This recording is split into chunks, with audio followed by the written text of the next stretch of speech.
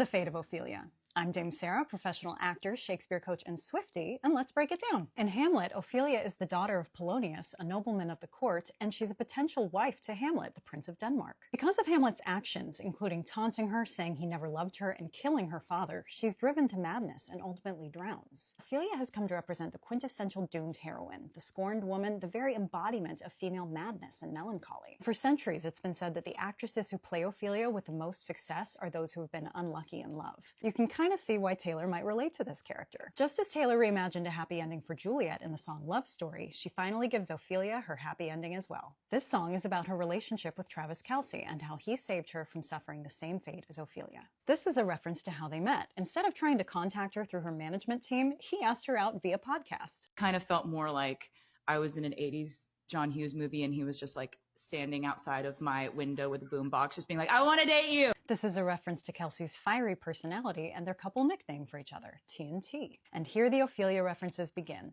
In the play, Ophelia's drowning is left ambiguous, but it's pretty heavily implied that she took her own life. Again, with the TNT imagery, she was prepared to live her life alone until he came into her life like an explosion. All that time I sat alone in my tower, you were just honing your powers. She's comparing herself not just to a fairy tale princess waiting to be rescued, but to the archetype of the tortured poet writing alone in a tower. Late one night, you dug me out of my grave and saved my heart from the fate of Ophelia. When Ophelia dies, Hamlet and her brother Laertes pull her body out of the grave and basically have a dick measuring contest over who loved her more. I loved Ophelia!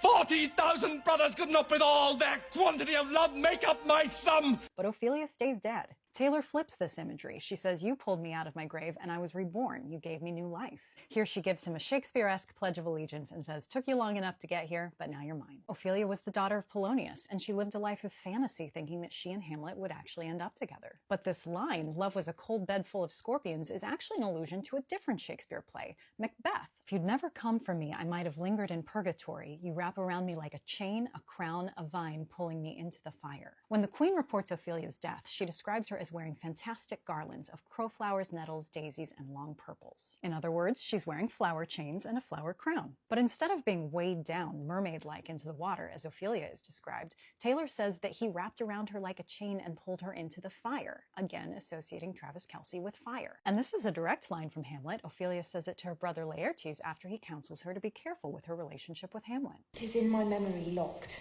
and you yourself shall keep the key of it." And the word deceived here is an allusion to the scene where Hamlet tells her that he never loved her. Even the cover art is very much inspired by Ophelia and the song. Yes, she's underwater. Yes, she's mermaid-like, but she's not drowning. She is living her best life. I'm going to talk about Ophelia even more in the next few days, so like and follow for more.